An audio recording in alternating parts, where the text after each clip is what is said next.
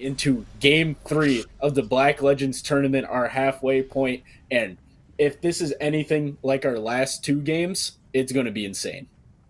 Oh, it's going to be absolutely incredible. And do you think that teams are going to be switching up? It seems like we're still getting a lot of Gibraltars, a lot of Valkyries. These are really good characters to pick. Do you think we're going to see anything a little bit more wild, or are we still going to see kind of like the tried and true?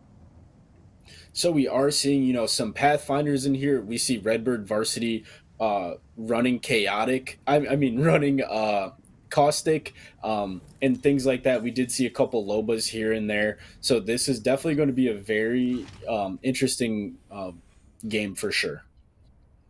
No, going to be absolutely incredibly interesting. And we're starting out with Los Fazos here. I'm curious to see where they're going to choose a drop. Majority of these teams, I'm curious to see if they're going to choose different locations, same locations, maybe kind of try something out, something a little bit more new, see if it can maybe give them to a better advantage. But Oh, it did look like Los Phasmos landed in Fragment East first game and then landed in Lava Siphon, and they did elect to go back to Fragment, it looks like, and maybe just kind of use that to their advantage because of the large loot pool, and they're going back to their roots from the first game. Hey, nothing wrong with going to your roots if it's paying off. You know what I'm saying? If it's working, if it's not broke, don't fix it. And it seems like they're doing that exactly. Antimatter, dropping. I think, is this where they've been dropping? I believe so. It does look like they are getting contested off drop, though. We see Amaze taking some very early damage, and considering you drop with only 2 shield cells, that is already 1 shield cell burned. And I'm curious to see how how aggressively this team is going to play on them. Yeah, and obviously, and we already have a Gibby shield coming down. Anti really trying to put a lot of pressure on these guys, but Amaze getting almost taken out right here. He's gonna have to back off and really heal. Yeah, Amaze he's looking like he's about 45 HP, which is really bad considering how early into the match this is, and he does not have a lot of heals to work with, I'm assuming, but it is really hard for this team to kind of push up on them because we see Best Pupper with this height hold with the 30-30, and he's not going to let any of these players make a cross or make a push off of any knock that they could potentially get. Yeah, but this ammo count is not going to last forever. It's definitely enough to secure these kills, but with his height advantage, you're also missing out on a bunch of loot around you. They're going to have to make sure that every single one of these shots counts, and it seems like they're doing just that. Yeah, no, 100%. I think, Best Pupper, by him being up there, put this other team in a really bad position, and we see these angles getting taken, Amaze pushing from the right, Pupper through the middle, and then Caro to the left, and they do get the double knock onto Delta and and that's the team wipe. The squad wipe to start off, and we do see it. Look, Pupper's already at purple armor, Caro's at blue, Amaze is at blue, off rip, and 3 KP. Like, if you couldn't ask for a better way to start a match than how they just got started off. Especially when you're this high up in the bracket, right? You want this free KP. You want to be able to secure stuff earlier on in the game before it starts getting a little bit more difficult while people get way better armor, way better guns. I think that was kind of an ideal start for Anti. They did get maybe pushed back a little bit in their looting, but they already got their shields upgraded. I think they're still in a great position to kind of just continue this game off. Yeah, and it does look like Filet Mignon is getting pressured by another team, but they did get to back up and get that reset. Yeah, a lot of early fights here. I'm wondering if something's in the air. You said that people are going to have to go all out for this third game. I'm curious if people are really, really fiending for this early KP. They want to get those extra points. They want to be able to really shoot themselves into the first place position. Yeah, it's crazy. This early, we're seeing players commit Gibby ults. We're seeing them commit bubbles. And, these teams, they want to fight. Maybe these are some of the teams that have been behind in the leaderboards and they feel like they can't win based off of placement or late game, so they're going to try and get their KP early. And yeah, then, again, we do see SPG here. Yeah. Ooh. We do see SPG here pulling up on this fight, playing aggressive, and yeah, it's insane how many early fights we're witnessing. No, and we'll see if it pays off for them, right? Could be big for SPG if they get taken out pretty early. You know, they're in a pretty good spot to be able to hit first place, but again, if they get taken out way too early, they might lose that chance. This is kind of a do or die But we do situation for SPG here, but yeah.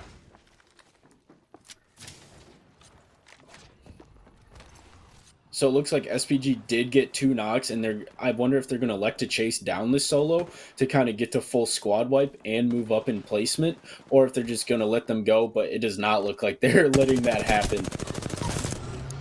no, it looks like they just finished out that team. Also, we're looking at Headsy against KP first game. Oh, dude, great minds think alike, baby. Look at that. Look at that. Headsy with the KP, and remind you, Headsy is on Good Boys, who is currently in first place, so we can tack that onto their leaderboard, and they're just kind of trying to solidify first place as hard as they can by getting that early KP. Absolutely. Iconic. I've been saying it, and I'll continue to say it throughout this tournament because it is true. We're getting so much good play. And SPG, again, I said it was a do or die situation for them. They did not falter. They definitely came through. Now, every single one of them, they're hitting the triple perp, all purple armors. I feel like they're probably feeling pretty confident for the rest of this game. Yeah, as we've mentioned previously, having that early armor advantage is super important because that's going to allow you to play more aggressive on the teams in these early fights and use that to your advantage. You know, if you're pulling up on a team and they're on triple white, 9 times out of 10, you should win that. And I think I'm curious if SPG is going to look to do that and play more aggressively now that they do have those triple purples. Yeah, and as a great player once told me, Apex is all a game about ego, right? And I feel like getting that ego boost early on in the game, right? Getting that ego boost is going to help you long term. You know, feeling yourself, you're feeling that momentum. And maybe this will pay off for Los Fazos here. Our victors of the last matches, they get pushed on right now. Yeah, 100%. Having an ego in this game wins you gunfights. If you're pushing into a fight with nothing but confidence, I would say like 8 times out of 10 you come out on top. And that's pretty good. So I definitely could see teams wanting to play more aggressive, understanding they do have, you know, better armor. They might think, hey, we're probably better than them. Let's push up on this. We can beat them. And those are the mentalities that are going to get you those 3v3 wins. And it does look like Solo Squads does elect to drop from height and start pushing on those Phasmos. And I'm curious how hard they are going to commit to this fight.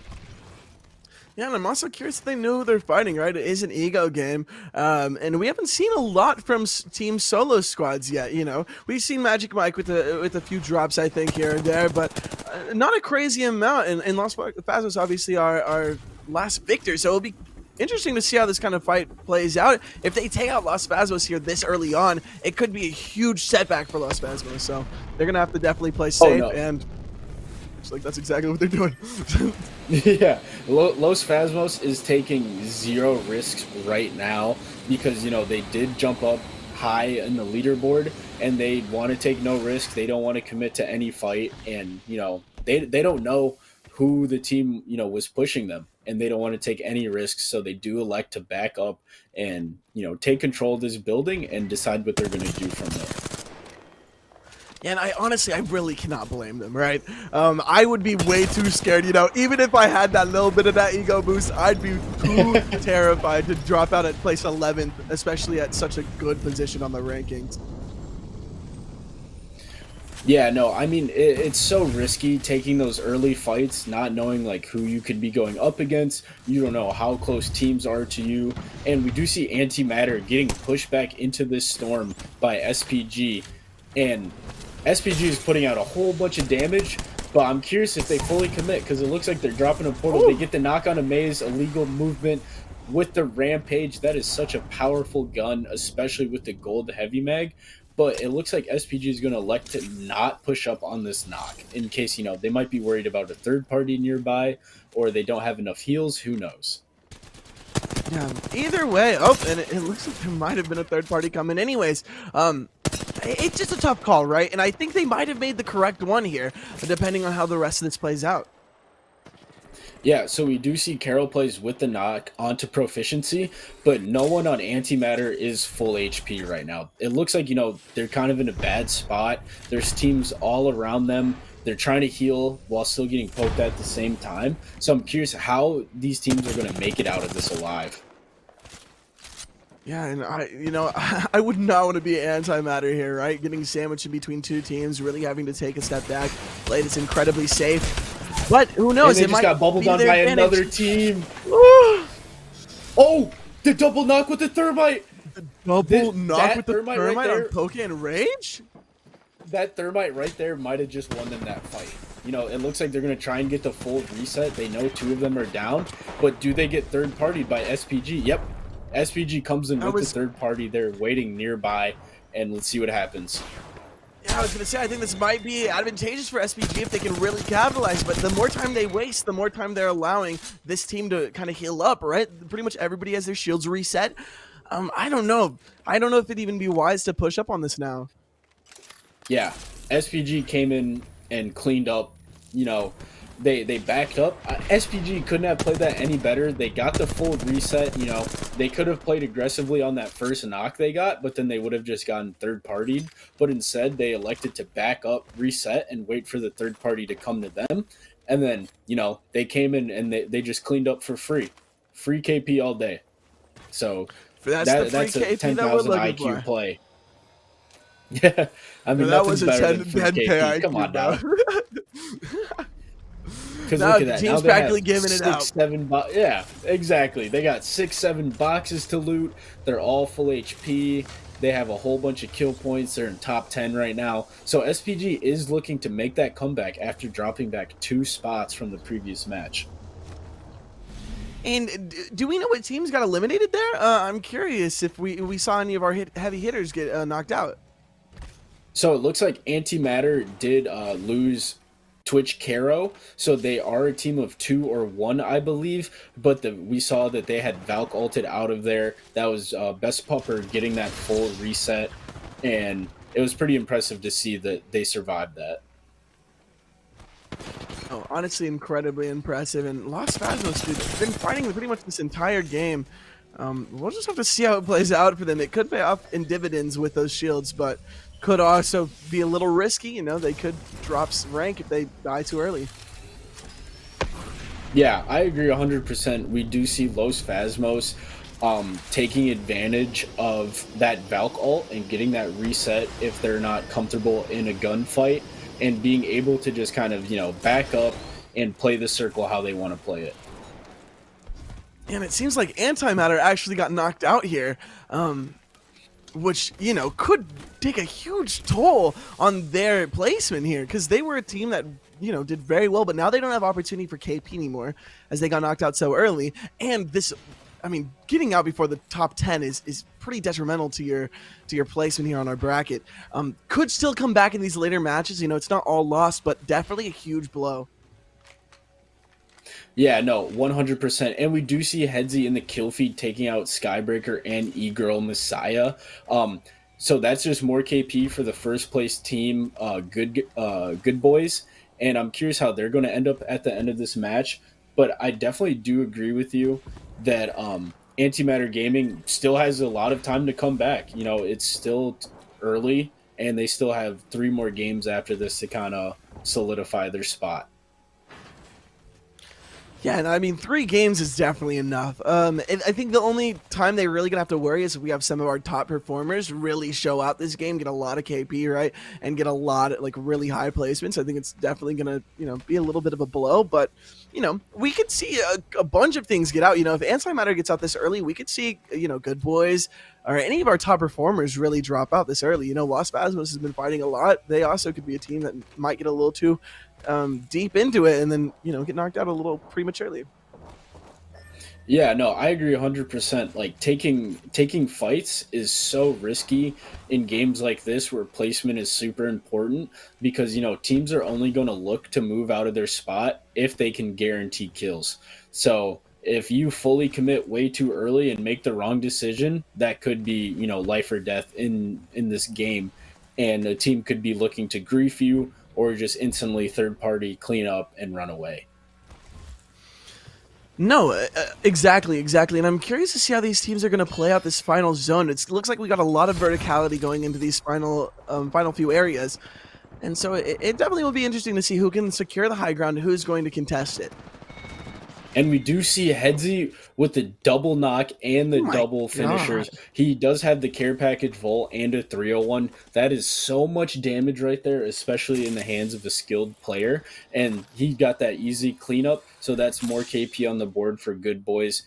So it does look like this team that was taken out will have to rat the rest of the game unless Good Boys decide to be nice and back away from these boxes. But we'll see how that pans out.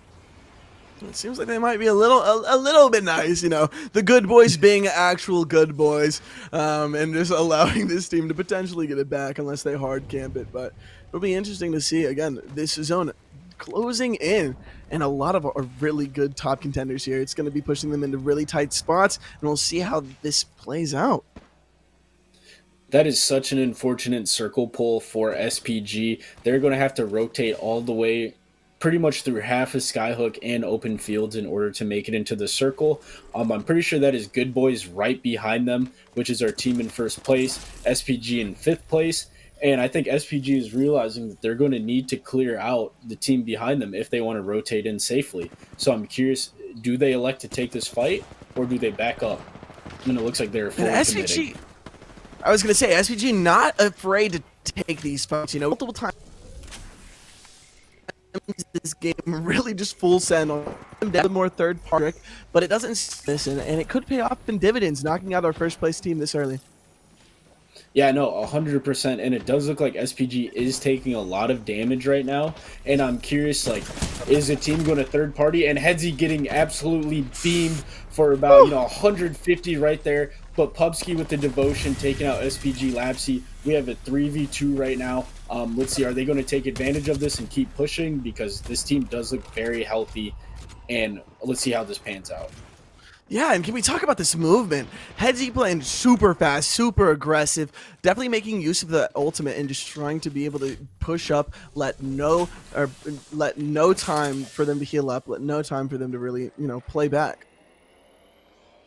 Yeah, no, 100%. And that is super unfortunate for SPG. They felt they had to clear the team out from behind them, and they tried their best, but it just did not work out in the way that they wanted. But their team is still not completely dead. There are two people up. At least they lost one instead of, two, or getting taken out completely. And this redeploy could be very good for this team, but obviously they can see there's teams pretty much surrounding them at all fronts. It's going to be pretty difficult to get out of this situation here, especially being surrounded on all sides. Yeah, that was just an unfortunate landing spot. There was nowhere for them to go. And let's see what Illegal Movement can do here in this bubble.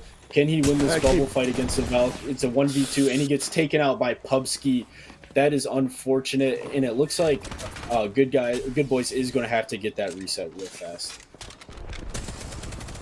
Yeah, very, very unfortunate, but they did take the advantage that they needed, right? And they have a black market right next to them, so if they need any loot, they can grab some ammo, and it looks like Pubsky's doing that right now, making sure that he's loaded up on that devotion, making sure that they're stockpiled for this final zone. Yeah, no, heals and ammo is going to be super important in these last couple of circles, just because of the fact, you don't know how long the fight is going to last. It's going to be very aggressive. It's going to be a lot of gunfights, close range, and you might burn through all your ammo and heals in 1 minute or two. It definitely could be very, very stressful, especially in those final zones. And it looks like Team Solo Squads also was taken out during those during that kind of fighting.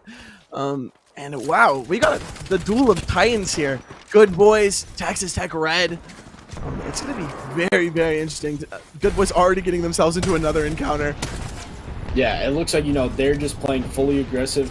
Pubsky does have the turbocharger devotion, and he is not going to hold back. It's such a powerful gun. They're all trapped there in that room, and I'm curious, is he just going to let it rip? And yes, he is. Oh my god, yes, he is. Let that chopper sting. Taking out Cheeser, and he... Oh my god. Good Boys with that, revenge. They're on a revenge tour right now. They took out Los Phasmos, who had wiped them out in the previous game for first place, and They're in it to win it right now. No, very much so. And they've got so much KP on the board right now. They're really just need to see if they can secure that high upper placement. But oh my god, Good Boy's looking unstoppable. A first place win plus all the KP that they're racking up right now could put them in a really good spot in first place and not allow Oh my any other god, team to this try and catch up. tracking! And Pupsky with the turbocharger devotion taking out two members of Olympus with the absolute Beamerson on him, and he is not letting The anybody get Beamerson. by him. Hey, shout out Olympus though. The team previously getting taken out first every single time is finally in it and catching a way higher placement spot. Yeah, no, real big shout out to Olympus. I saw someone in the chat say, "Hey, Olympus isn't the first team out. Let's go." So big props to them. It's a comeback. They definitely figured out what they needed to change, and they made it to the top 10. And let's see how good guys and the rest of these two other teams decide to play this final zone. God, and this is where we're seeing that black market really pay off for Pubsky, right? He's already melted through so much of his ammo. And even with that black market, he might not have enough for this end game. So they're going to have to be picking up kills very soon and be able to loot these boxes as soon as possible. So it does look like Good Boys is electing to third party. They know that I think it was Texas Tech Red had taken them out. Oh my and God! Good Boys with the win. And a crazy KP game as well. Oh my god. And the BM on the box, the teabag the sprays. The Good Boys not so good anymore. But man, that gameplay sure was. If I am not mistaken, that was on Texas Tech Red, who had, in that first game, shot Good Boys' box, tactical crouched on them. And Good Boys said, "We are not going to let that slide. That is not happening again." And they got their payback and the dub. That was insane. That was probably one of the most hectic final zones that we've seen so far, and also one of the most entertaining kind of final duels that we've seen. A lot of these other ones have been a little bit more slow paced and methodical, right? A team having the high ground, trying to poke out smaller teams, and then see which team's going to kind of come in for that third party. This was just an all-out duel from all sides, and it was really cool to see how it ended up. Can I just point out the Good Boys had 18 KP on top of that first place, making that, I think that's a 30-point game. If my math is not wrong, that is a 30-point game right there, which is insane. Oh my God. We got EUP Green in second place with 1 KP and Texas Tech Red in third place with 6 KP. And then look at Olympus, fourth place. Shout out to them. They started the first 2 matches being the first team out, and they worked their way all the way up to fourth on the leaderboards for that third game. So, let me just get a quick little shout out to Olympus. No, shout out Olympus. It may not be the champion right now, but definitely the people's champion. I'd love to see them performing. Fourth place, definitely nothing to scoff at. Absolutely iconic. And can we talk about that 18 kills, right? That is a huge bump to the score, right? 18 KP is incredible for a team. That's the ideal game, is just to go in there, get first place, get a bunch of kills on the board, and then really shoot yourself to like the upper echelon, trying to put as much distance between second place and yourself. And I think Pubsky and his crew definitely secured that game. Yeah, no, 1000%. I think we saw before that Good Boys had 16 KP total between the first 2 games. And then in that third game, they did better than that. So they had a 30-point game, and they're only at the halfway point right now. I believe that puts them at about 64 points total, and they just skyrocketed to the moon in terms of trying to solidify that first place. But we did see Texas Tech Red get that third place spot, and we know they already had a very nice hold on to second. And I'm very curious to see, what if Texas Tech Red has another big game and they're able to, jump up the leaderboards? Hey, that's what we've been talking about all night, is that realistically it's anybody's game all up into that last match, right? This was one match that was a 30 bomb for Pubsky's team, right? For the Good Boys. Shout out them. But that could happen to any other team here realistically. And in these final games, it could be absolutely amazing to see them shoot up. So I'm not going to count anybody out yet because realistically, if we have more games like that from other teams, anybody could take this home. Yeah, no, 100%. If you think about it, say, someone that's an underdog, they only have 5, 6 points. Say, they get it together, they drop back to back 30-point games. Boom. Realistically, that would put them in first place right now. And we don't know what could happen. Anything can happen in these last three matches. We are only at the halfway mark, and I'm definitely excited to see these teams try and come back and work their way up, and kind of understand that, like, they're going to step up right now, and I'm No, I'm very excited to see which teams do that. personally, I think we're gonna get Olympus 40 games, 3 in a row, and they're gonna be our champion for the night. That's what I think. That's my predictions. If I had my brags placed on that, that would be mine. Shout out Olympus and the boys over there.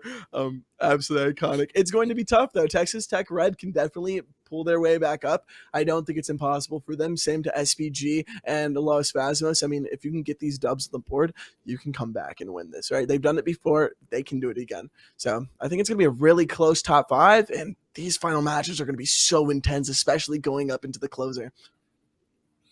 Yeah, these top five teams, they are competitors. They are going to put their heart on the line to get this first place prize and try and knock off Good Boys, who have kind of been, top two or first place all three games. And I'm curious to see if a team is going to try and take them out early and prevent that from happening. And, you know, top five spots, they're all pretty close. All these teams are Mm-hmm. looking to, work their way up, and we still got three exciting games ahead of us. So let's definitely see what happens next. Sounds good. We're going to go over to the Good Boys team stats here. We're going to see how they performed in that last game because, again, 18 kills. Let's go get a little bit of an overview. Oh, my God. Those are some high numbers. So shout out Twitch Pubski and the boys here. 12 kills from Pubski. I don't think this is just last game, but overall so far, 12 kills, 4,481 damage. Elia Wolf going absolutely crazy. 9 kills with 5,700 damage. Absolutely nuts. This is total damage, yes. Yeah, I mean, when you think about it, over three games, all three of them having over 4K damage, Lyle Wolf with 5.7, and an absurd amount of kills between all three of them over the span of three games is insane. We love to see it. And this team definitely goes into their gunfights very confidently and knowing that they can win it. Pubski with the turbocharger devotion is just an absolute menace. We saw Headsy beaming with the R301, and these three players, like, they're very confident in their gunfights. No one we talked about it. Ego is what's going to be winning you these games. And yo, I'm not gonna lie, Good Boys had that ego on them. They pushed up, and even in the games they've lost, they've been pushing these fights. They've been making sure that they're the ones initiating. And if they can't get it, you know what? Hey, drop your ego for a little bit and then dip out. And they've been doing that as well. I think it's just as valuable to drop your ego occasionally and just make sure, hey, yo, this is a dumb fight. They got all red armor, we got gray. Let's not go on that. And I think they're doing a good job. Yeah, deciding when to take fights and when to back up is super important in a game like this because, as we've been seeing, there are third parties out the wazoo. Any team that wants to fight is instantly getting third partied, almost guaranteed. So it's having an understanding. We did see SPG use that to their advantage and, make that 10,000 IQ play. They got the knock on, I think it was onto Antimatter Gaming. They backed up, they resetted, let another team push in, and then they pulled up and just cleaned up. And I don't think they could have played that any better. They could have been more aggressive and, capitalized off the knock, but instead they played a lot smarter. No, and SPG has just been having really good game sense recently. I feel like in a lot of these games, they've been playing very well in that case. I think a lot of times they've just been put in really unfortunate positions that have kind of, screwed them out of some positions and screwed them out of some spots. But overall, I think game sense is very important here. SGG and a lot of these top five teams definitely have what it takes to be able to make good decisions and be able to rotate efficiently and effectively. Yeah, it does look like a lot of these top 5 teams have multiple master and pred players. So it's definitely that knowledge and that game sense and game IQ, showing out. And they're definitely taking advantage of that understanding that other teams might not have. And, letting other teams be the downfall of themselves, per se. Maybe waiting for a team to slip up and make the wrong push or play too aggressive or play too slow. And these top 5 teams and, maybe other teams in the lobbies are going to try and capitalize off of those mistakes that we see from other teams. Yeah, for sure. And we'll get into these next top 5 teams and everybody else to see if they'll get back to these ranks after our break. Thank you guys so much, and we'll see you guys soon.